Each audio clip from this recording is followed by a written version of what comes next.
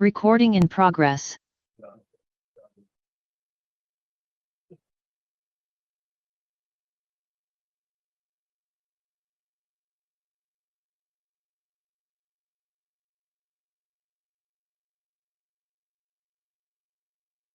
Good morning, everybody. I'd like to call to order the Board of Retirement meeting. Today is Wednesday, May 3rd, and the time is 9:12 a.m.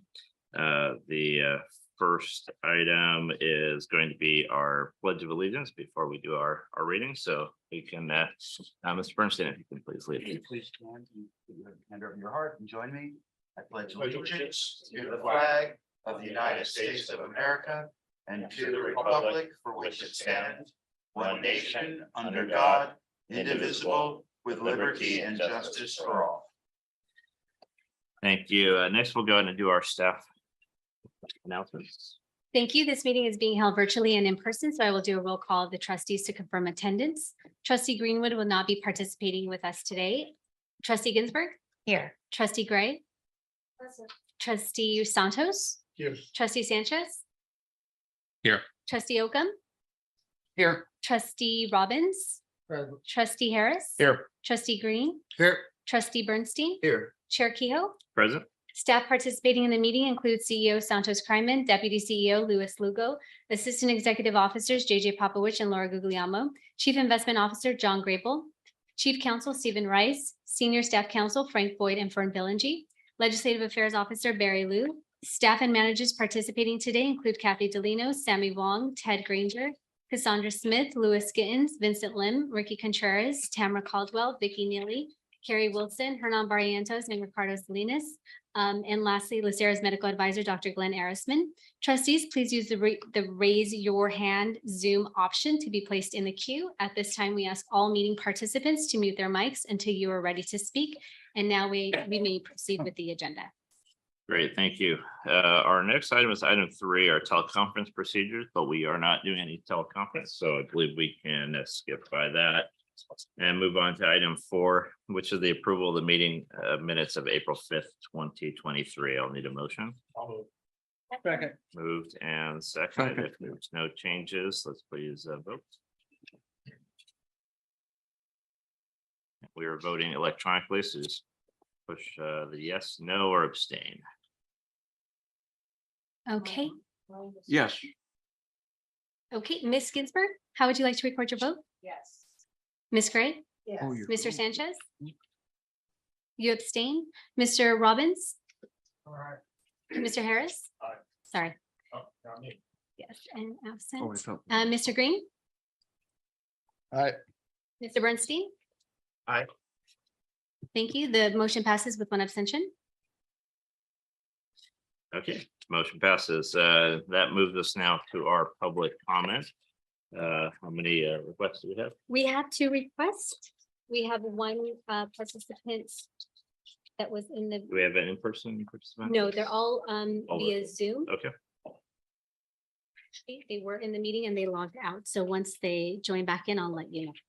okay, so no public comments online right now. Okay, without objection, we'll go ahead and table that as we had 2 that indicated they wanted to, and we'll move on to our executive update report with our LACERA All-Stars. Good morning, Chair Kehoe and trustees. So please join me in recognizing those staff members who have gone above and beyond the call of duty in helping each other and delivering service to our members. This month's All-Stars are Tatiana Bayer, Wendy Bernabe, Janet Chan, and Stephanie Kawai. Thank you very much for all that you've done for us. There were no web watchers or rideshare winners this month. The new website's going strong then. Yeah. No issues. Okay, that brings us to our member spotlight. Thank you very much. And so this month's member who we're spotlighting, we spotlight members to remind us of all the types of people and the jobs that they do that we serve and their importance to the county, and we recognize them and to remind us why we're here. And so this month we're going to recognize Margarita Leon. She's a division administrator for the Child Support Services, and she is retiring with 36 years of service. So she is looking forward to traveling and enjoying time with her family. I love the quote here. She was nervous, unsure, and even a little scared about retiring, but I'm very grateful that my retirement benefit specialist took the time to explain everything to me, and I actually feel less stressed now and happy walking out of here today. And that's what we like to hear. So thank you very much, Ms. Lean, for all of your service to the county.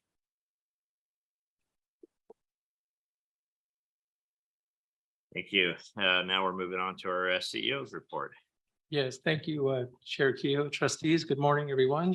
I'm going to do something a little different. I'm going to make some brief comments, and then because we just passed March Madness, I'm going to ask Mr. Popowich to provide a little greater level of detail about how things progress as part of March Madness, and then Ms. Guglielmo will talk a little bit about recruitment and some of the major hires that we had. So there's been some significant progress as of Monday in terms of hiring. So I thought it would be a good idea to allow them to give you more detail. So the two things I'd like to just bring to your attention is the strategic plan and the budget update. So the strategic plan, as you know, last month, this board asked us to go back and strengthen some language that connects the investment strategy and work plan with the overall strategic plan. We have a meeting scheduled with the board leadership, Board of Retirement, Board of Investments, to talk about the next steps in terms of the adoption of the strategic plan and how it's going to be incorporated into the budget process. The budget was presented to the JOG-C, I believe it was last week. The JOG-C made their comments, reviewed the budget, and is going to forward it on to a joint committee of the Board of Retirement and Board of Investments for ratification sometime in either late May or early June. And so we appreciate all the positive comments that we received in terms of the transparency that was included. The numbers seem to jive really well and is in line with the strategic plan that has not been ratified by you all, but there are a lot of elements that we thought we could still incorporate as part of your deliberations of the budget and the strategic plan. So I also wanted to bring to your attention that the Board of Supervisors did approve a resolution for the upcoming election, the LACERA election. There's just a couple of dates that I wanted to highlight for you all. The nomination period for the election will begin on May 22nd and run through June 20th. But when you say the election, can you just clarify which position you're referring to? Yes. It's for the service election for the 2nd, 8th, and alternate retired members, and for the Board of Retirement, and the 2nd and 8th member trustee for the Board of Investments. So those are the positions or the trustees that are up for re-election or election. So again, the nomination period will begin May 22nd. It'll run through. I'm sorry. Can we just clarify if it's retired general or safety members? Oh. I know it's not safety, but They're general members. general and retired. It sounds like General and retired. so it's one general position, one retired position, and the alternate retired. Yes. Perfect. Okay. Yes. Says retirement. I apologize. I interpreted your question, but No. yours is better. I'm just reading faces, so I just want to make sure that. I understand. we're on the same page. So again, the nominations, May 22nd, runs through June 20th. Voting will begin in August. On August 4th, it'll run through August 31st. The Board of Supervisors will review and declare the election results official on October 17th. And so that's a broad brushstroke in terms of the upcoming election. In terms of March Madness, Mr. Popovich, do you want to provide some details? JJ, you're up. Sorry, thank you very much. So this year's retirement March Madness season, as we like to call it, because everybody rushes to retire before March 31st, so they can get to any potential COLA increases, was lighter than it has been in the last couple of years. And that, as I mentioned a couple of times leading up and through the retirement season, was what we expected to see because of the recent negotiations. And, people tend to want to try and stay long enough to realize, increases that they may see through that for their final average compensation. So it was down a little bit this year from the previous years and especially from last year, which was our highest retirement season in a long time. It's gone very smoothly. We added additional capacity for meeting with members in person and virtually on the weekends throughout March Madness. And those were taken were appreciated by members and they took advantage of that. And so there's been a smooth process so far in processing the retirements. So we don't expect any issues there. With that, I'll stand for questions. Any questions? Any questions on the CEO report or anything from March Madness? Yeah. So thank you for the information on the election. Mhm. So what role does LACERA going to play in the election itself? Notices, what is the plan regarding the election and communicating with the members? Yeah, we do plan on sending out notifications via email. Also, I believe we're working. You want me to take that one? Yeah, go Yeah. ahead. So we do partner with the Executive Office of the Board of Supervisors, which runs the election with the Register Recorder. So we will be doing postcards coming up, I believe, in the next week and a half. They're in the final version of approval. Otherwise, I would have shared one with the trustees today. But the postcard will go out, mailed out to all retired members so that they're aware of the elections. The accounting handles the active members because they communicate with them electronically through their email addresses. And we also provide contact information for the non-county members who can vote, and the county addresses that with them as well. So we'll be doing the postcards throughout. We will be having the ability to answer some initial questions about how to get a package for nomination. If you're interested in being nominated through the call center, we'll be explaining to them, you've got to go to the Register Recorder. Here's the number, to get that and what the deadlines are. And then once the election has kicked off full steam, in other words, the nomination package have been received by the Register Recorder and they have identified the candidates, the Register Recorder takes over everything from there as far as contact and answering information from the members regarding voting questions. We will still, again, send out postcards, email reminders, and it's on the schedule that's in the CEO's report. We'll keep that schedule as part of the CEO's report, probably as an addendum and not in the body of it, so that you can refer to it as we move on through the process. Yeah, can I also add that each retired member will receive a mail-in ballot, which is different than last year, the last couple of elections. And so they will have an option to either mail their ballot in, they'll have an option to vote via phone or online. So, but the active members will only be able to vote electronically unless they ask for a mail-in ballot, and then it will be mailed to them. So we were able to talk with the executive office and express the importance of that for our trustees, and they agreed. So want to make sure you were aware of that also. Thank Absolutely. Thank you. Additional questions? I think, did you want just a brief report on the recruitment efforts? Yeah, please update. Thank you, Chair Kehoe and trustees. We are really excited to report, in addition to the update that's been provided in writing in the CEO's report, we had 31 new retirement benefit specialist ones start our training program on Monday. They are downstairs on the 6th floor training room as we speak. It's a full house. They are excited to be here, and we are very excited to welcome them. That is going to make a huge difference at the conclusion of their training program in the services we provide, both in our member call center, our benefit center, and retiree healthcare. So that is the most exciting news that we have for you. We also have several recruitments that are well underway, and we do expect several more new hires before the end of the fiscal year. We're working on some positions for HR.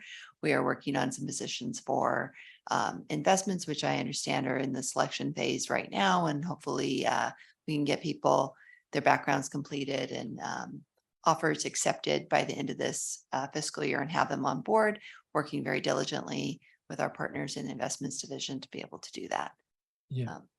We just wanted to also just piggyback on that. I did approve 2 offer letters for FA2 positions yesterday. So those offer letters will be going out. And then I'm hopeful that we're going to send 2 additional offer letters on the investment side, the FA2 positions next week as well. So we're making progress on the FA2 level. We're still working with Mr. Grable on the SIO brochure. That's a difficult recruitment because of the area of expertise that we're looking for. Mr. Rice, we've been working with him. The brochure, I believe, is ready. I need to talk with Ms. Guglielmo and Ms. Natoya about posting a resume canvas onto our webpage. So that should be done sometime this week or early next week at the latest. We have a recruiter that's assisting us with Mr. Rice's benefits positions and investment legal positions as well. So we're moving forward in those areas also. But we are, I did want to make sure that Mr. Popovich and Ms. Guglielmo were able to talk a little bit, because I wanted to give them credit in terms of the operations through March Madness, as well as all the recruitment efforts that we've been going through. It's been a challenge, quite frankly, on both sides, but I think that we do see light at the end of the tunnel, so to speak, and trying to move these things, these important recruitments along, and making sure that our operations are going to be staffed properly. So it's a great report. Yeah, a missed opportunity to have 31 new specialists walk through the room here and say hi to the board. That would have been great to see. As far as overall applicants, are we seeing an uptick in overall applicants when we post a job, or is it staying pretty consistent? I don't know how it really compares year over year, but I can tell you, for example, for the retirement benefit specialist, I think we had around 200 applicants for those positions. There was a 200 applicants that passed the initial minimum qualification stage. Then we went through 2 rounds of really an extensive process where they took an aptitude test, they took mock interview calls, and they had interviews, and then made through their background test as well, background process as well. So it's an extensive process.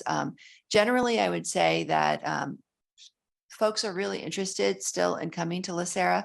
The retirement benefit specialists group, this is a seasoned group of professionals that they're not, people who this is their first job. They've got a wide variety of careers and backgrounds coming to us. And so I think that that's indicative of LACERA as an employer, that we are perceived as an attractive place to work. So that's exciting for human resources. One of our challenges in moving those exams forward were the just incredible number of applicants for the job. So I think it depends. For investments, we've gotten a huge number of applicants. What the difficulty is our need is very specific. So, people think that they can do the job, they're interested in doing the job, but our standards need to be very high. So finding the right fit for our organization is really important. There is one of the challenges I think that we are facing also is some many applicants across the board, regardless of the type of classification, are interested in 100% remote work, which we don't offer. But most applicants are satisfied, I think, with the hybrid work schedule that we have, which I think is very flexible and definitely a move in the right direction. So, but sometimes people are looking to see what they can get, and also the high cost of living in the Los Angeles area, that people want an LA salary and they don't want to have experience LA costs. So that's just, I think, a reality that all public employers are facing right now. Yeah, one other thing is we've been following the County Board of Supervisors and their difficulty in recruiting. And so there have been a number of reports that have been requested by mental health and I think children and family services that talks about some of the bonus structures that we've discussed here with the board. And so we're in the process of, we continue to monitor them, but we're going to move forward and try to figure out what would work best for us. But at this point, the level or the number of people applying for the jobs, it doesn't, at least for these positions that we've asked for, which are lower level, entry level, there hasn't been a real need for, bonuses to reduce, student debt or any of those things. And so as we start getting to the higher levels, it may become an issue. And so we'll monitor it. And I'm planning on speaking to the Department of Human Resources Director about how they're processing and authorizing that sort of bonus structure through the county system, since we have to match their administrative apparatus. We're under the same rules. And so I want to make sure that we're following and checking all the boxes properly, so that if we do want to do that bonus structure, we can do that. And we're in the process also of trying to identify a compensation consultant to assist us with looking at all of our compensation structures for our management positions and some of the higher level technical positions as well. So we'll provide you a report with that. Thank you. Mr. Robbins. I'm just curious with respect to the recruitment process, comparatively speaking, these applicants are external or internal? What's the breakdown? So the FA, there has been, I don't know what specific, but I know that we've had a number of promotional opportunities that for our staff, and they've accepted those positions. I know that the FA2 position, for example, we have one candidate that is an internal candidate that we just submitted an offer letter. In terms of the RBS positions, there's a lot of individuals that came from the county, but I think this class, actually, there are more individuals that were outside of the county and outside of LACERA that applied for the positions. And so in the technical positions, the CITO and the ISO, we're looking at internal candidates. And that should be coming to, at least one of those positions should be coming to your board for ratification on a salary. I don't have the authority myself to appoint someone at a salary level that we think would be appropriate. So with respect to the IT positions and perhaps those positions that are going to work primarily in the investment area, how big of an issue is it with respect to what we're able to offer compensation wise? It's been a problem for 6-7 years. This is still a problem. Well, I believe that for the positions that we're recruiting for at this moment in time, we've been pretty successful in terms of being able to recruit individuals at the salary ranges that we have. I think that that as Mr. Grable begins to start, recruiting for the higher level positions, the SIO, the PIOs, that's maybe where we may run into some difficulty. I don't have a really good sense of whether or not we're paying enough or whether we're paying too much. That's the purpose of the compensation study that we're going to be doing. Okay. If I may add, Mr. Robbins and Mr. Kryman, that is something that our Director of Human Resources spoke with the outside consultant that's helping us. And at least anecdotally, he did not feel that the outside consultant did not feel that the salaries that we were offering for the positions that we were looking at using the outside recruiter for were unreasonably, out of touch. But it really depends on, are you able to attract the people with the experience you're specifically looking for? And that can be challenging. So for a classification, it doesn't seem to be out of range, but that doesn't mean we're able to really, pull someone with the experience we're looking for at that range. That's to be determined. Thank you. Mr. Santos?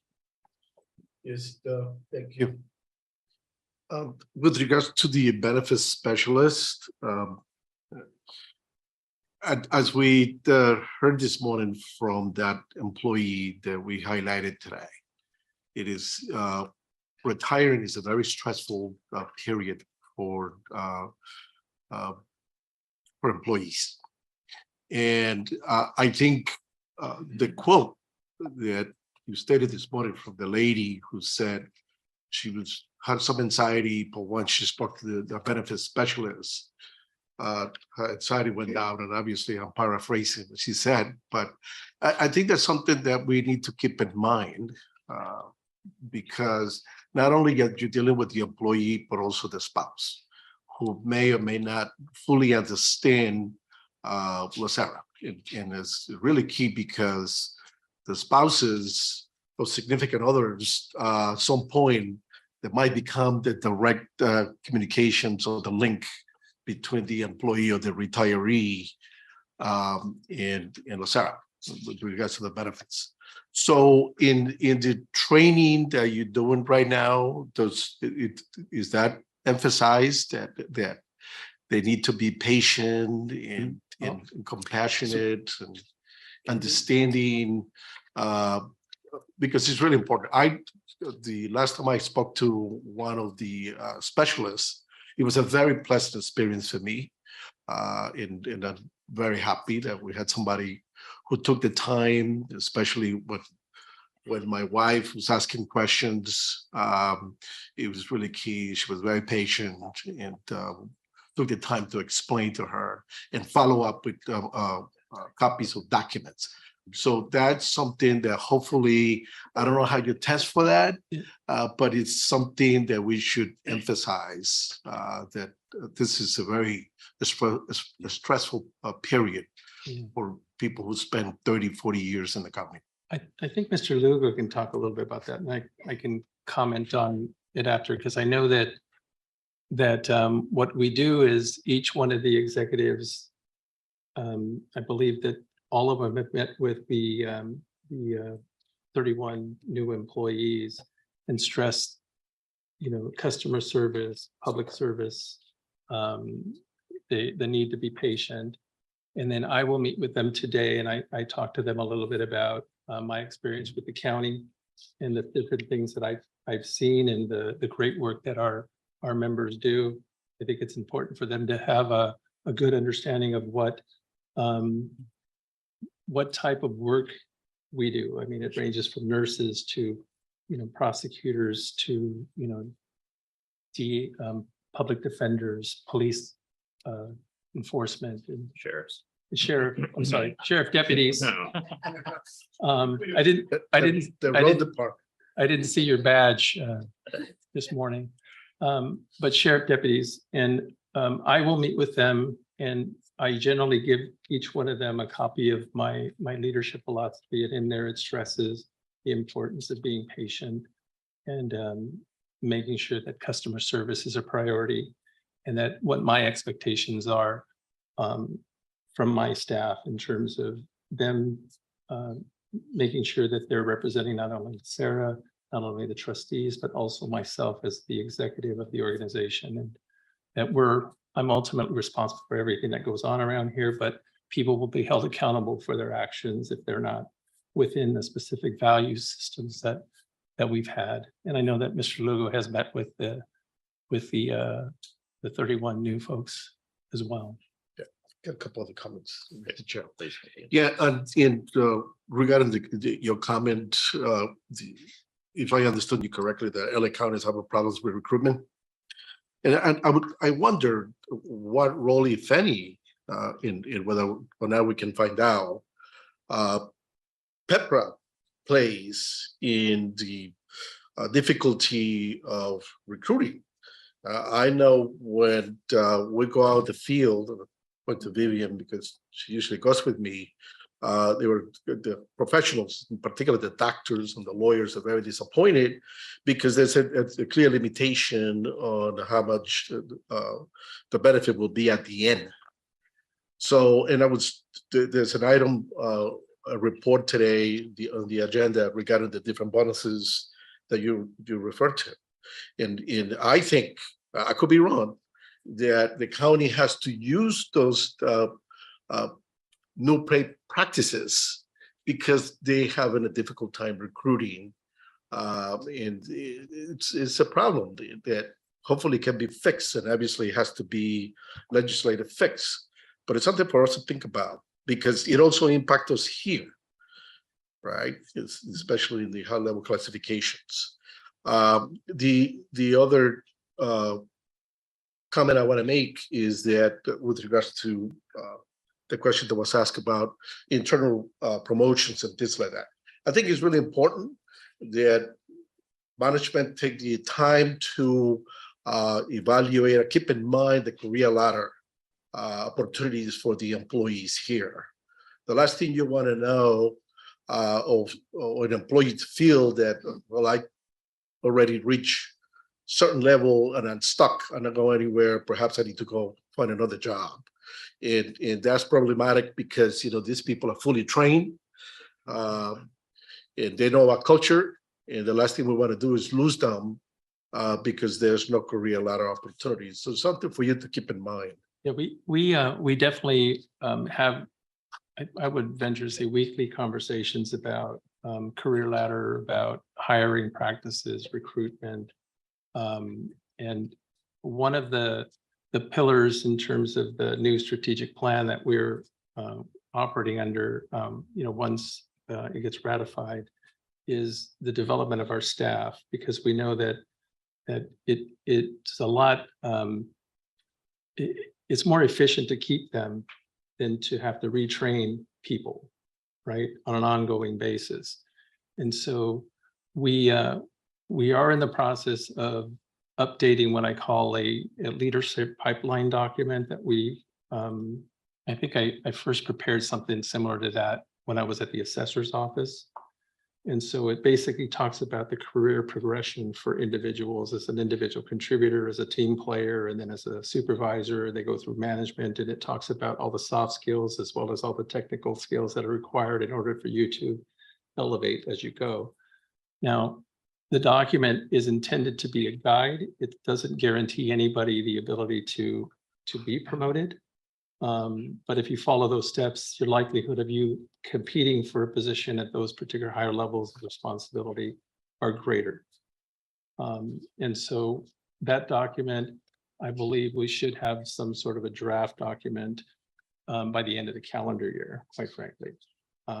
And so we're in the process of working on that. So we definitely have an eye towards making sure that our staff feel that they've been trained properly and that they do have an opportunity to grow in this organization, which is what every manager wants at LACERA, quite frankly.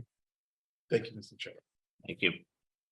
I see no other hands raised, so without any additional questions, we're gonna, and without objection, we're gonna go back to the tabled public comments because we do have our speakers standing by that would like to make some comments. So if there's no objection, we'll go back to public comment and we'll go ahead and have our first speaker. Yes, we have a request from Deborah Zamudio. Deborah, you can go ahead and enter *6. You will have 3 minutes to address the board and you may begin now.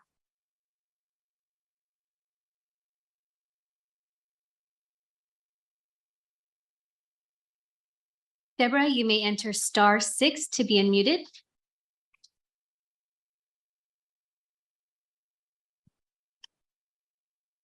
Is there any delay between broadcasts? Now when she's in Zoom. Oh, in the broadcast, 15 seconds. Okay. Deborah, you may enter *6 to be unmuted. You may address the board now. There's a 15-second delay with the public broadcast, so we're giving that opportunity in case she's watching the live stream. We can go on and move on to the next and we can check in. Oh, there she is. Oh, there she is. Perfect. Okay, I'm here. Can you hear me? Yes, we can. Okay, how do you do, gentlemen and ladies? I have a two-part question. First question is, what is the board doing? You may enter *6 to be unmuted.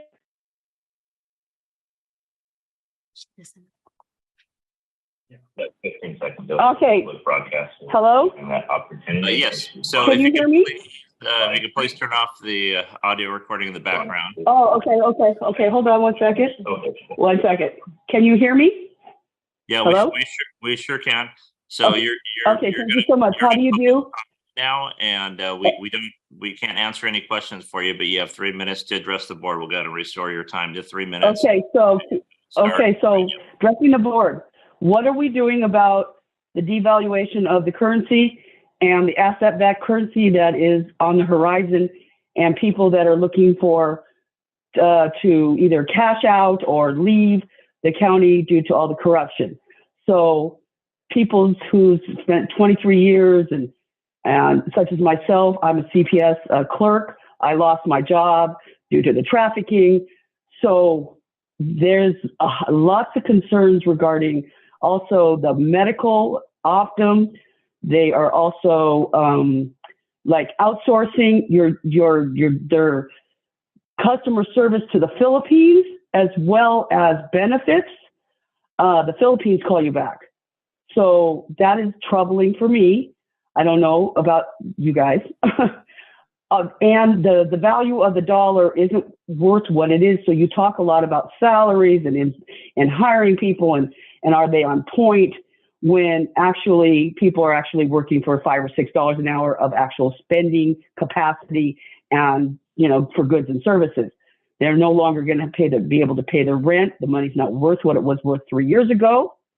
So, and there's been no transparency, no talk, about, the central banks going to commercial banks and what is actually happening here in Los Angeles, California.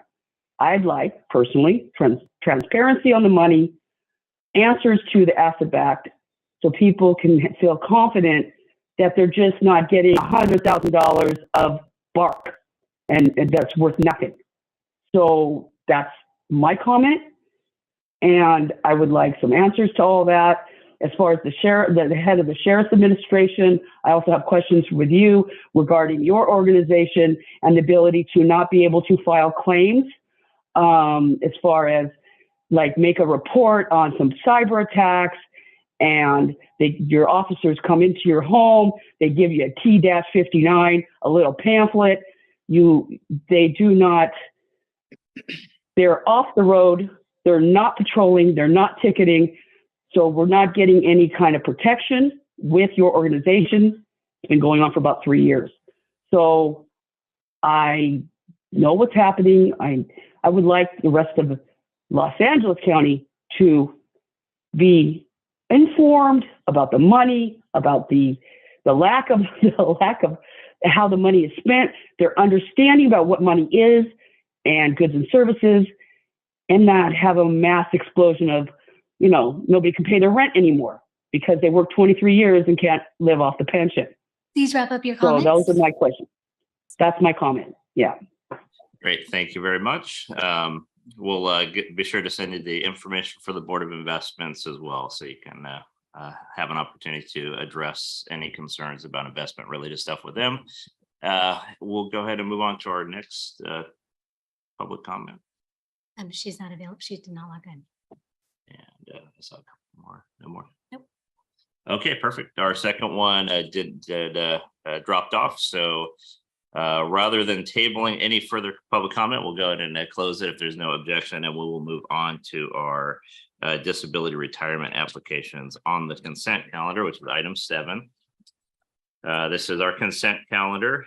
We will have the 3 pages. It's going to be application number 972D through application 270. 270. So we're starting over. 972D to 7E, page 1, 2, and 3. I will make the motion. Second. Moved and seconded. Let's please vote. Okay, in order to vote, you will have to be in the live meeting tab so that the pop-up can come in. Please cast your vote. If you do not see the vote option, please. Mr. Santos, how would you like to? Yes. Mr. Sanchez? Yeah. Mr. Oakham? Yes. Mr. Robbins? Aye. Mr. Bernstein Kehoe, I have you as yes. The motion passes unanimously. Great, thank you. Motion passes. This moves us to page 4, which is our fire lifeguards SCDs, application 1608B to 1620B. Motion. I'll second. And please vote. Mr. Santos? Yes.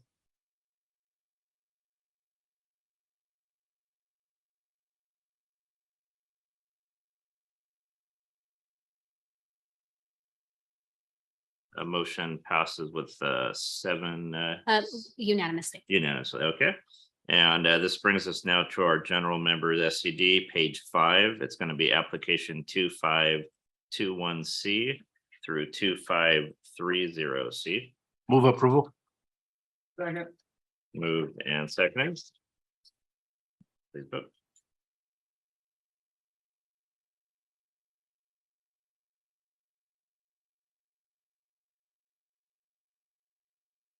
Mr. Santos? Yes. Mr. Oakham? Yes.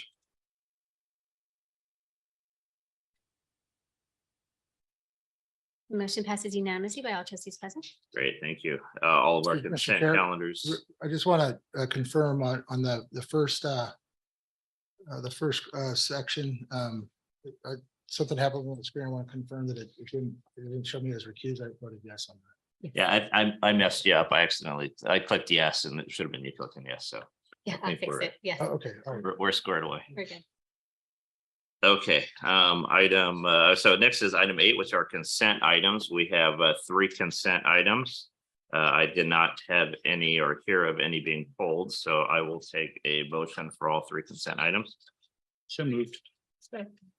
Moved and seconded. Let's go ahead and please vote on those.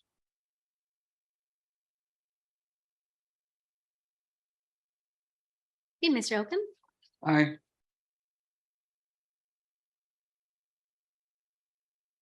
Item passes unanimously. That brings us to our excluded consent items, which we have none. So we'll move on to our non-consent item, our ratification of the reciprocal disability retirements. We have a memo dated April 4th of 23. I don't believe that we're going to need a presentation or anything on this, so let's go ahead and ask for a motion. So moved. Do we have a second? Second. Moved and seconded. Let's please vote.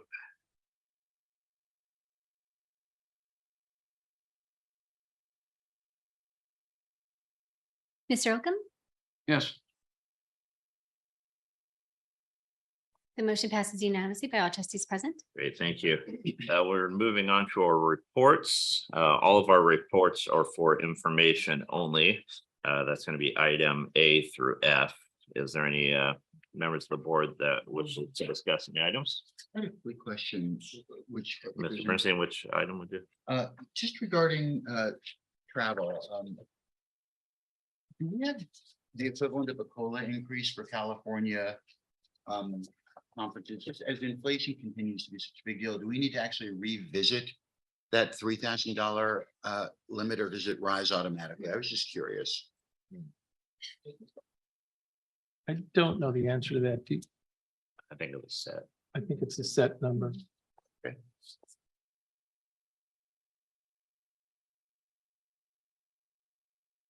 Good morning, guys. Morning.